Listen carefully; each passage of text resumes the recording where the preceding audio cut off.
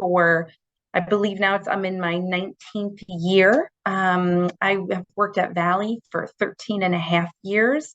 Before I worked at Valley, I worked at Blythedale Children's Hospital for 5 years. And before that, I worked at the Children's Rehab Center, which was a place actually in Putnam County, New York, because I live in New York.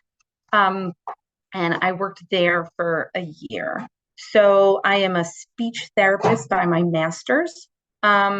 Since working at Valley, I have also become internationally board certified in lactation, and I did that because I'm working, I'm working from infancy through adulthood, and I felt like it was really important for me to look at both sides of the table, not only as a parent but as somebody who's supporting early feeding skills.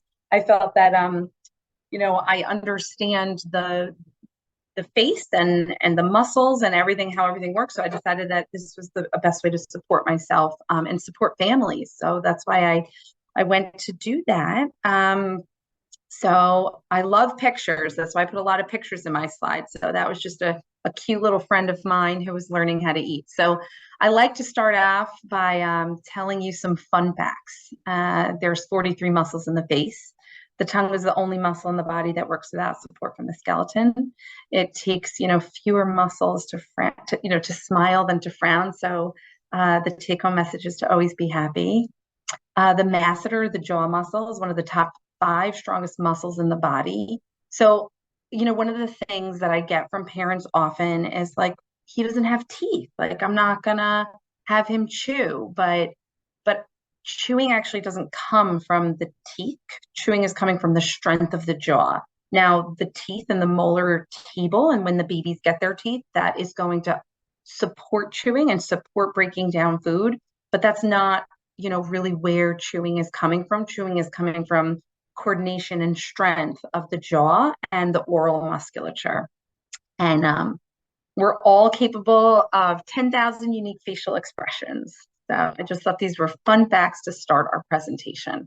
So I think that in general, as a parent of 3 and as a feeding therapist and somebody who values development and is always looking at the developmental continuum, I think that feeding is a topic that can bring a lot of stress to families. So as much as it can be easy and joyful, and it can also be this topic and this time of stress, and it makes me feel sad when I meet families and they're saying, I hate when it's feeding time. I look at the clock and I'm like, oh, I have to feed him again.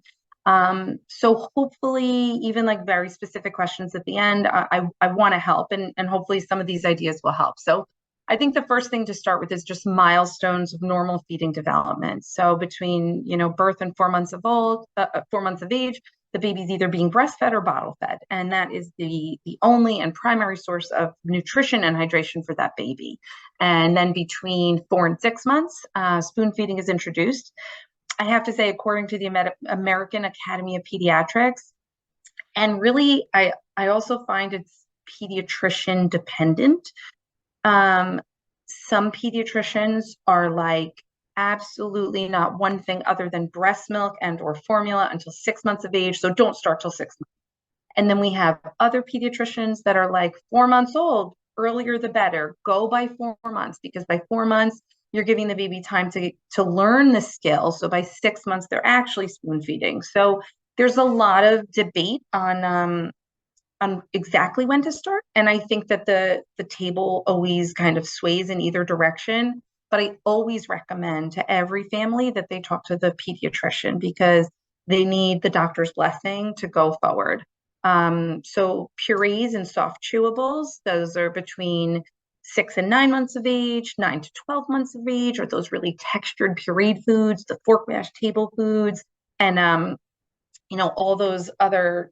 I'm clicking, guys, for no reason. Okay, and all those other soft table foods, and then by a year old to a year and a half, babies and children's and those early toddlers should be getting everything. They should be getting the meals that you are cooking, and you are being able to modify the foods that you're cooking for the family for them, and continue advancement of chewables between 18 to 24 months, and all of the tougher um, solids by 2 years of age. And I think that in when you look at a baby's readiness skills, you also have to look at their motor skills. So we can't just say a baby's ready to have solids because they're 6 months old. We have to look at the bigger picture and see if they're doing developmentally appropriate things motor wise to support feeding. So between birth and 4 months, the baby is learning head control and strength, and they're also learning how to take in the world. So I'm gonna talk about it later, but babies need to watch you eat. I know that it's so easy in so many ways, or I think as a parent at moments it might be easier to just like have dinner with your husband when the kids go to bed, but it's so important for these children at a young age to smell food in the kitchen, to sit on your lap while you're eating, to watch you peel a banana. They're just taking it in with their eyes and they're actually learning about the world during these moments. So at 4 to 6 months, they're starting to get their hands to midline, their hand to mouth play. They're eating their fingers. They're learning that early sitting, that early rolling, all between there. And those are skills that are going to help them in feeding. So they have to have these motor skills to support their feeding skills. So 6 to 9 months, they're reaching, they have their pincer grasp is coming in, finger feeding is beginning.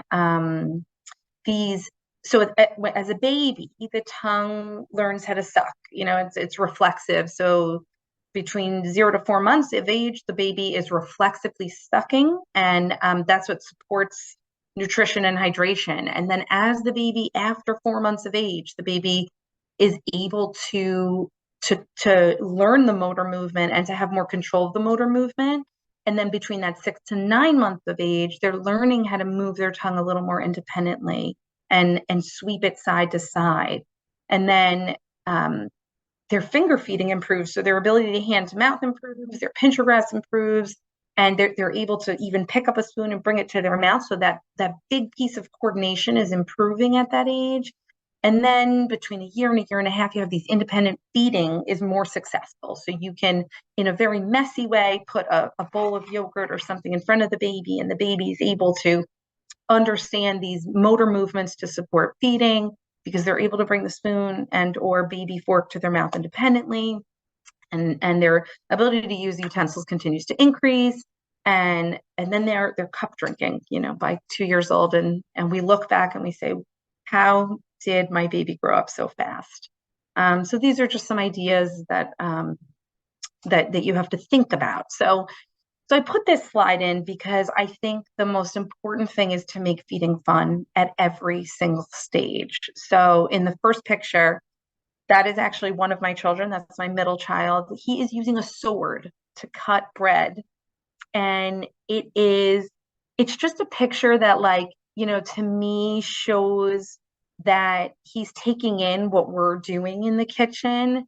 And I don't remember exactly, but I've always had stools where the kids can come, and in that picture, he's not even 2 years old, and he is pretending his little sword is a knife. But he's doing it in a really fun way, and he's stacking the bread like he's making sandwiches, and this idea of cooking together and really including your child in the kitchen is one of the keys to success, because I know that there's sensory concerns. A lot of children have these sensory concerns and are hesitant to get messy and engage, but a way that we can make it less threatening is to just make it fun and allow them to do things. And in the middle picture, that's my niece, and she wanted ice cream, and I took an ice cream cone and I filled it up with cut up strawberries. And it was the best thing ever, because you can put sweet potatoes in an ice cream cone, and you can put mashed potatoes in an ice cream cone, or avocado, and you could make it more fun. And that's the idea of feeding, right? To be creative and to enjoy it and to participate. So so that was why I picked that picture. And then the last picture is one of my other children, my third child, when he was just 1 years old, and he is a mess. And feeding is about making a mess, and it's okay to make a mess. And if some people are less comfortable with messes or more comfortable with messes, but if you're less comfortable with a mess, routinely bathe right after. Like, don't have that shirt on, don't even have a bib, let the mess happen. Don't wipe. Wiping in between meal times is it's it's not a great sensory experience for the child. Some children becomes offensive. They're like annoyed that you're coming at them, and it can ruin the whole flow of the mealtime. So being messy is important. So that's why I picked these three pictures.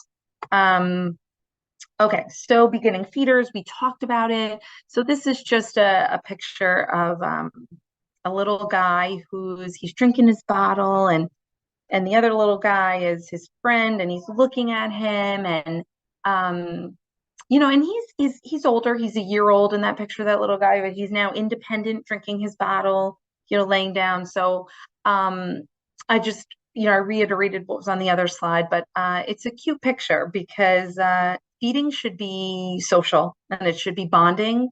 And when there are these like disordered patterns in the bottle and in other parts of feeding, it becomes really stressful. And we really need to figure out what the trigger is that's made it stressful, because feeding should be like this. It should be social. It should be calm. It should be, everybody should be looking forward to these moments rather than dreading them.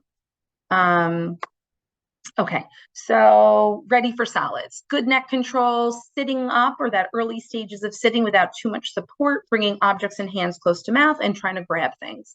So nowadays there's 100 high chairs on the market that probably make every parent feel crazy. Some of them are a ton of money and some of them are a lot cheaper. My best advice is that it should be a high chair that provides the correct support for the child. And it doesn't need to be that expensive. It just needs to provide good support. And there are cheap high chairs out there that strap to the chairs. So like right now I'm sitting like in my kitchen, and there are high chairs that are like one is made by Fisher Price. There are these chairs that, and some of them have 6 levels of back support. So you start the early feeding when you're just learning and the baby can't sit up, and then it becomes more and more upright. So a child needs to feel very well supported in the chair, because you need to be able to move with support to get better mobility. So you need good stability to get better mobility of your mouth. So, and that's, you could use towel rolls, you could use the 6-point harness, and then you can let go of some of these supports as the child becomes more and more independent.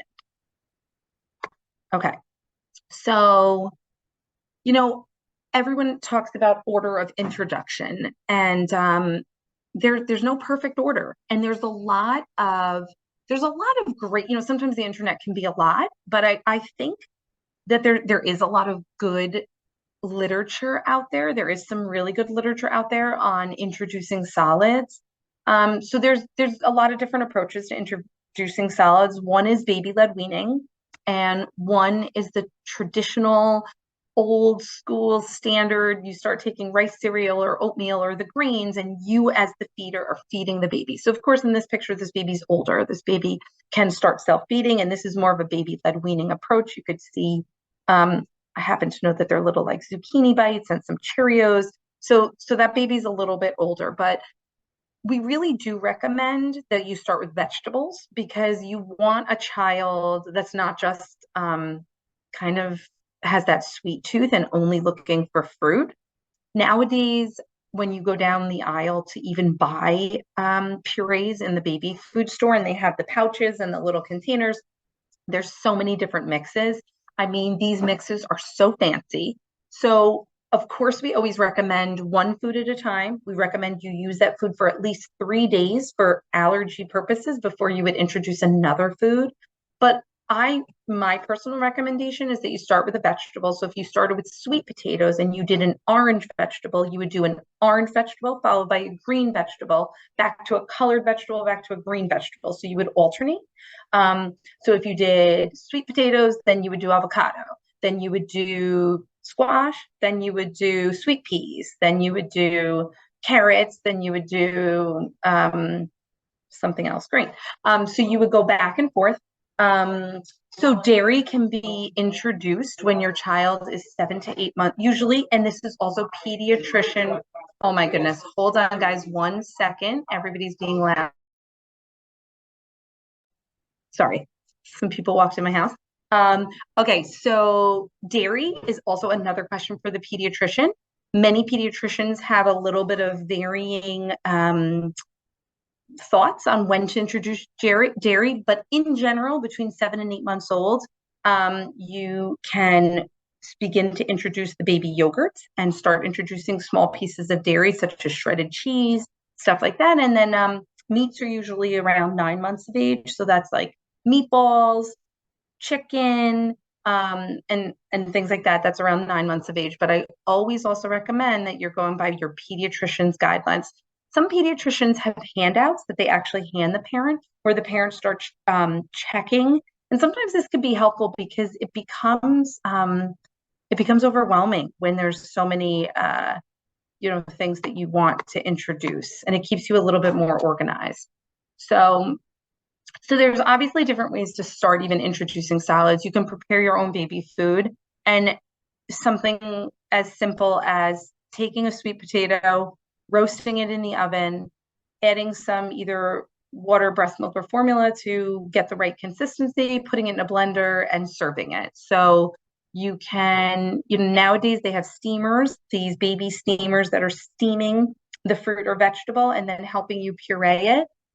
There's something fantastic about preparing your own baby food because you can modify the texture, um, and do it in a very systematic way. So, I always want to know Gerber's secret for getting these jars as smooth as they can, because these jars are beautifully made. And then you try to make the same baby food and you're like, why did mine come out lumpy? So it's exciting, it's challenging, but it's also really rewarding because as soon as they start taking texture, you can then systematically add more texture till the point where you could just take a sweet potato from the oven and serve it to your child.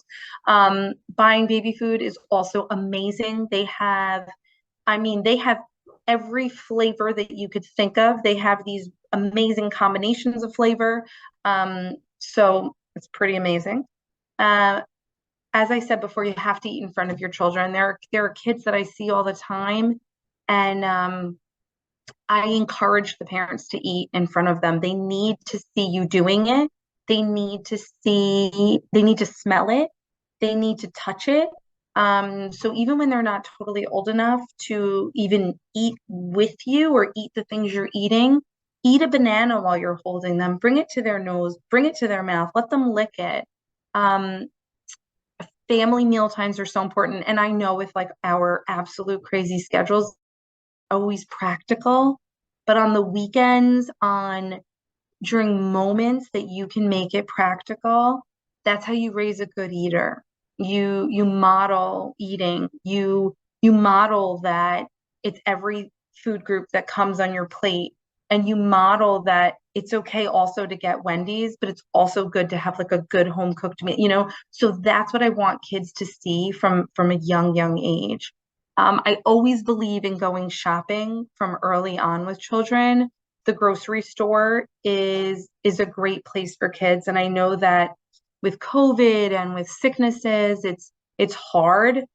Even for me, I have to be honest, I love food shopping.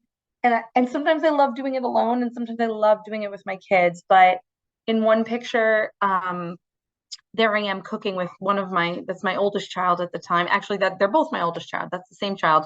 But I bring my kids to the grocery store to see what's there and to be creative. And in this other picture, there he is just eating a head of raw broccoli. And that's what it's about. It's about letting them, you're not worrying about in that moment washing it and bringing it home and cutting it, but letting them explore it and letting them make choices between, if you had cauliflower and broccoli, you're like, did you want white trees today or green trees? And And that's what makes feeding fun when there are toddlers, and then go home and cooking it with them. My kids love to cook. I have taught them that cooking's important. Have them mix. I don't know if you could tell, but I'm pretty sure there's flour all over his face in that picture. And I'm just okay with it because that's what's going to make them good eaters, and that's what's made them good eaters thus far. So food shopping and cooking are really, really important, and it's a way of making it fun. Um, so baby led weaning. There are some amazing there's some good literature on the web regarding baby led weaning, and my best advice to baby led weaning, and I did a combination approach with my own kids, and I actually usually recommend a combo approach for children in general. So baby led weaning literally supports you taking a chicken cutlet. And the good news is that they do have a lot of literature on how to cut each food. So you can look up a specific food. So you could look up scrambled eggs, or not, what's a better one? Omelet. And it'll explain to you, present in thicker French fry, and it'll tell you exactly how to present the specific food. And this approach is a lot of like, I'm giving the baby control, I'm allowing the child to pick up, explore, probably taste, probably spit out, and then probably move on. So when the tone of the child is typical and there's no weakness in the tongue, in the strength of the lips, and in the jaw, baby led weaning is a great approach. And you have somebody who doesn't have any sensory concerns. It allows the baby to be independent. It allows the baby to be the feeder, which, I mean, then the parents can eat at the same time, so they're not worrying about feeding the baby. It allows a great variety within the baby's diet. I would say the negative is that if the tone is not right, there is gagging and possibly like vomiting, spitting up in the process of learning. And some parents, it's not for them because it makes you nervous and you're like, oh my God, are they going to choke? Like the book says they're not going to choke, but like my baby looks like they're going to choke. So I feel like this, baby led weaning is for some, but it's not for all because it's giving the kid a lot of control. So it depends on who you are as a parent, how much control you feel like you can give your baby. But I think that there's a time and a place for it. And I think that that combo approach, I was never a parent who handed my kid like a steak on their own. But I probably was a parent who definitely handed them like a full banana and a full pear, or we went apple picking and I took bites of the apple and then I gave it to the baby to explore. So I think that you have to also like look at the bigger picture, look at how your kid is managing the pieces that they bite off and how you feel about it, because your reaction is everything. So there is going to be gagging during mealtime. And if you react in a very negative way because you're nervous, then that's not going to rub off good because the baby's going to not want to explore. So that's where you have to really make these decisions. Okay, so here's some ideas for success. The first part that we talk about is using side bites. I'm going to grab a spoon so I could demonstrate what I mean. I happen to have a spoon really nearby. Okay, so this is a ridiculously big spoon, okay? But this is all I could grab. So what I mean by lateral bites is instead of, if I was the baby, okay, so I'm the child and somebody's going to feed me, instead of taking the spoon and coming straight towards them this way in their mouth, I'm saying hold the spoon sideways, come at them this way, and then move it sideways up on after eating. So in, out through the side, or in, and if you were feeding an opposite, in, out through the side, because this is going to help the tongue follow the stimulus. And what I also like about this approach is when a baby is just learning really great head control and they're learning sitting and posture, and you come at them, if you come at them at the same moment that they're coming at you, sometimes you can gag your own baby by accident because the baby's moving forward and you're moving forward and suddenly you went too far in the mouth. So if you hold the spoon this way, they can't there's only so much that could go in their mouth because of the direction that you're holding the spoon. So I always recommend when you're feeding to hold the spoon sideways when you go in. I also feel like utilizing these what we call lateral or side bites of early chewables. So if you were feeding a baby something, so pretend you had a Cheerio in your hand. This is just a napkin. Instead of giving it to the baby right in the front of their mouth, like, here, bud, take a bite, you're saying, here, bud, take a bite. And when you go in, you're putting it on the teeth, on the side of the mouth. So in so many ways, you're like bypassing the tongue. You're showing the child that food goes on your teeth. So you're using your hand to place it on their what we call molar table. Many of these kids don't have teeth at the age that you're starting to give chewables. But you are putting it where their teeth would be because you're showing them these up and down movements are what's going to break down the food. So I also feel like as parents, we're like, yum, yum, yum, like that. But the better way to have the baby imitate is yeah, yeah, yeah, yeah, because you're asking the baby, you're showing the baby, you're demonstrating a smile, which puts your mouth into retraction, and then you're showing them up and down.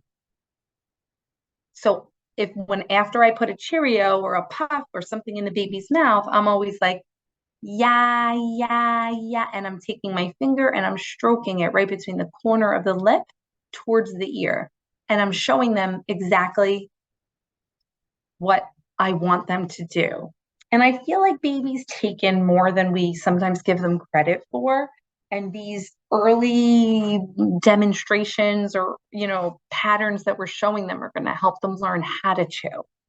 I also, and I didn't put it in here, but when you present a chewable, especially at the beginning, within the meal, especially for the sensitive kid, the kid that wants the gag, the kid that's unsure of how the food feels in their mouth, place it on the same side of the mouth. So if you start breakfast and you put the Cheerio on the right side of the baby's mouth, every subsequent presentation during breakfast should remain on the right side of the mouth. But then at lunch, when you start to give scrambled eggs, you can start on the left, but organize the mouth. Continue the presentation then on the opposite side of the mouth. So don't switch it up. Continue to present it within the meal at the same side of the mouth, because it's for some kids, they have to learn how to chew and it doesn't come as naturally. So it's more predictable if the feeder comes and puts it in the same part of their mouth. So I recommend that. Another great idea, and this is for like not the baby, and I said this probably a little wrong here.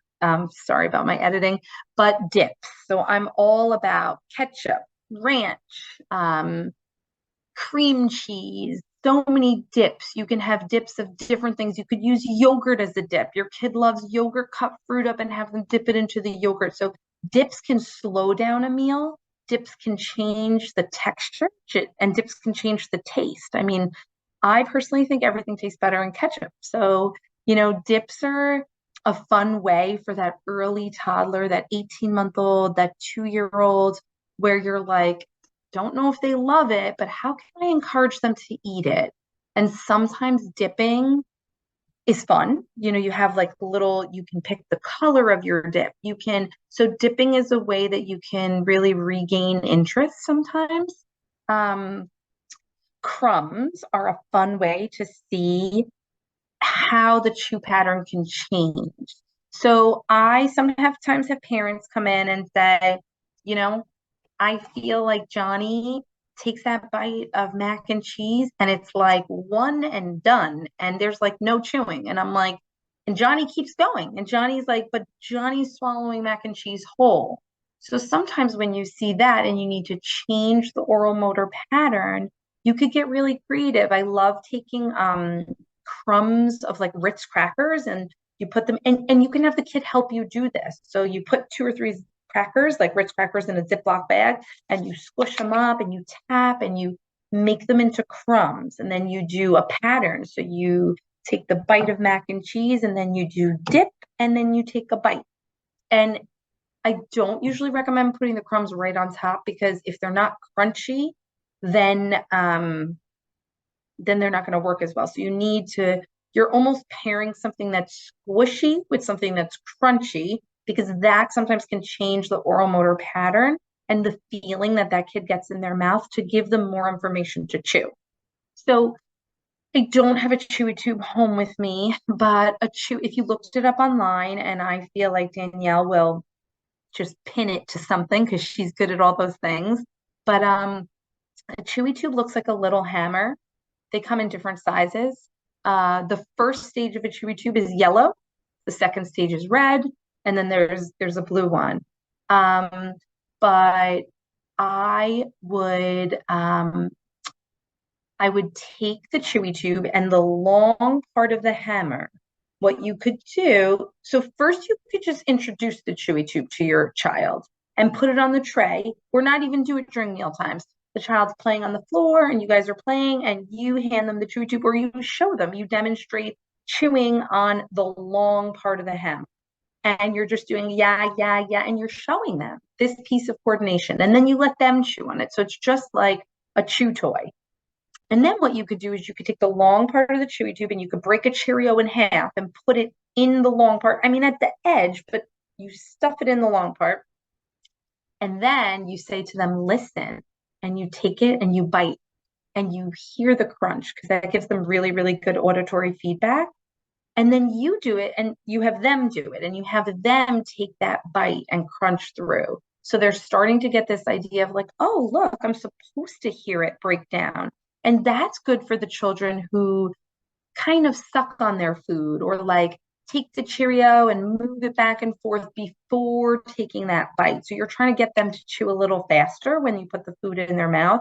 So the Chewy tube is this great strategy where you feel as the parent like you have a little control of the food because the child has to actually like bite the food out of the tube. And it's a really, really, really good way to work on strength and coordination of the chew pattern. So I always tell people to play with temperature to assess what the motor plan is. If there's, because some parents come in and they're like, Johnny chokes all the time. He's taking it in his mouth and he's choking and he's going to gag. And it's funny because sometimes we figure these things out by accident and the parent comes and they pack their food to come to therapy with an ice pack to keep it cold. And then we're in a rush and we're like, you know what, let's not even heat it up. Like, let's just practice cold noodles today. And then we're like, my goodness, cold noodles and cold pancakes are chewed so much better than when we heat them up. So temperature, meaning like warm, room temperature, or cold, changes a pattern. And I say this to parents, like my usual example is that if you and I touched a stove and we were going to get burned before we can react, saying, oh my goodness, pull my hand away, you touch it and your hand goes and gets pulled away because that's the motor reaction to the warmth. So sometimes just changing the temperature within the child's mouth can wake up their mouth and give them a new plan to chewing. So also utilizing cold water with ice prior to a meal to wake up the oral cavity. So for children that have a little bit less tone and they're a little bit of droolers and they have a little bit of an open mouth posture, sometimes giving them a sip of cold ice water right before wakes up their mouth, wakes up their lips, and they're better chewers and they're better to receive the meal. I always look at shape of food. Baby-led weaning discusses shape all the time. I think shape is so important. Some children, that I always am recommending a French fry shape. I'm recommending a matchstick shape, something long and skinny, something that you can put right on the molar table, either this way or this way, where the child can take the bite through.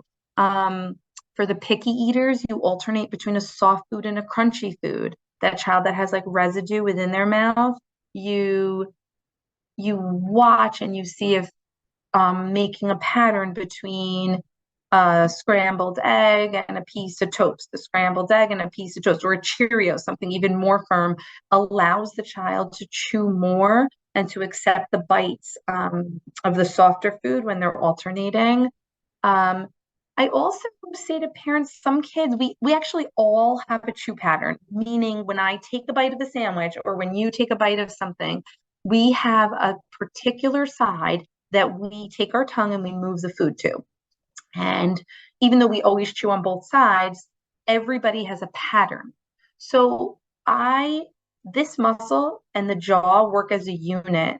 So I would never hesitate, especially if you feel like you're getting a better response to chewing, to use the same side. So, of course, at the beginning, you're alternating sides, breakfast this side, lunch this side, dinner over here. But if you start to see a pattern, especially if it's a more challenging food, figure out or see if, oh, I put it on the right side, Johnny chews more than if I put it on the left side.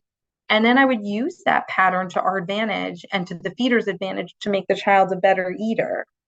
I'm always about flavor. Flavor wakes up the oral cavity just like temperature does. So lemon chicken, garlic, cinnamon, so bake some apples and add cinnamon to them. Bake chicken, put a little lemon to it. Those are things that that you can increase flavor with not doing too much. It's not that hard, but it makes a big difference at the end of the meal and how the kid accepts the food.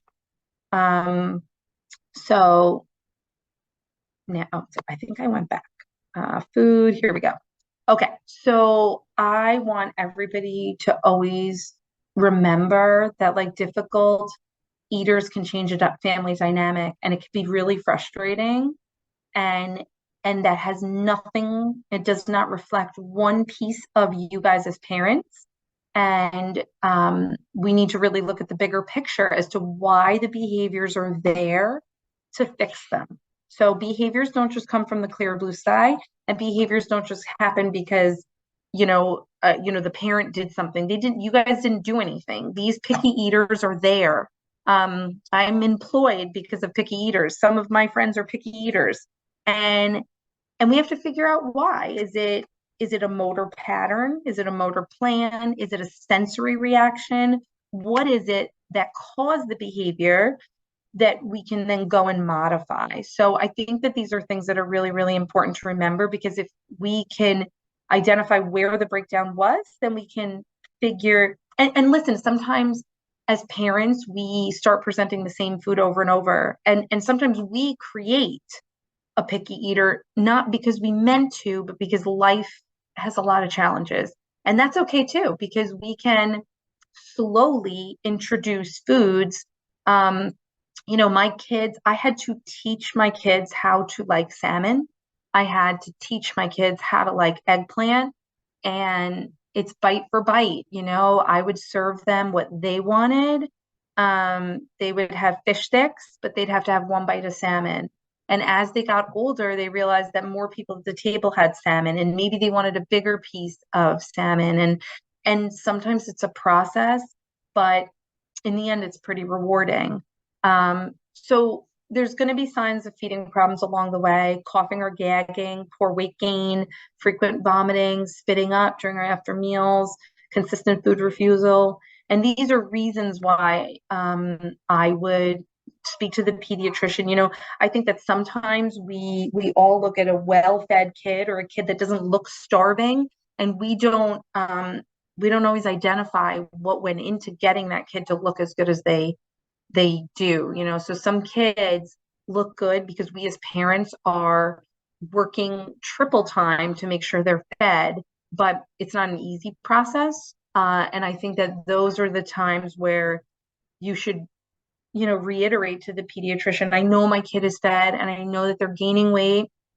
This is hard for me. And I know that, and that's where you then would seek help from a feeding therapist to help figure out how to make it better.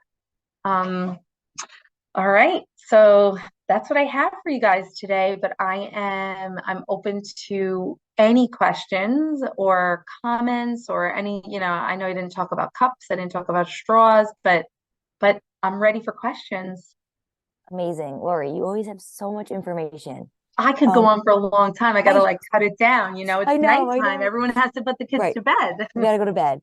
But I want to Yeah. say, you mentioned temperature change, and my kids when they were little, and still, frozen spinach is like chips to them. They'll eat frozen spinach right out of the freezer, and it blows my mind. But it's that Mhm. temperature. It's a little crispy. It's something about it. Try frozen spinach. Yeah, try frozen peas too, guys. My kids used to eat frozen peas and carrots straight from that bag. So sometimes like we think it's gross, but kids are kids can be fun and they want to be, and you also I also feel like flavor, some of us shy away from a ton of flavor, and sometimes the kids are opposite. They're looking for that like almost odd flavor, and it catches them, it gets them. So yeah. Awesome. So if Do we anybody have any has questions? questions, throw them in. I have a question Yes. that I think some people might be interested in. What about spoon recommendations? I feel like there are so many different sizes. There are the teeny ones, there are the bigger ones, there are the flat ones with the hole in the middle. What are we thinking about those? So, in terms of spoons, I do feel like the market makes a person feel crazy, and it's really easy to be like, "Oh my God, that spoon's really cute. I want that spoon." But like my best recommendation at the beginning is not to go for a spoon that's like a huge soup bowl, right? Because a baby, you and I only eat soup from a soup spoon. We don't eat yogurt from a soup spoon. So I am into the infant coated rubber spoons. I'm into the spoons that are what you're saying, Danielle, that are short. I wish I was in my office. I could show you more. But I'm into those little short spoons that the baby can like dip, and they have almost like holes or different patterns. Those are really good when you're looking for that self-feeding skill. So I'm not into spoon. Like this would be the wrong spoon. This happens to be a spoon that one of my that I mean I have big kids now, so this attaches to a Tupperware that I had on the table. But see how big this spoon is? Like the spoon is too big for the oral cavity. So you want a spoon that the baby can put the whole spoon in their mouth and move it around and have room for their tongue to move around. So you're looking for a spoon that's not too big and not too deep. Those would be the two criteria of like not to get. And then you could work within that and I'm about like also during family meal times, like if you want the baby to want what you're having, put a little blob of yogurt on your plate next to the ranch that you're really eating.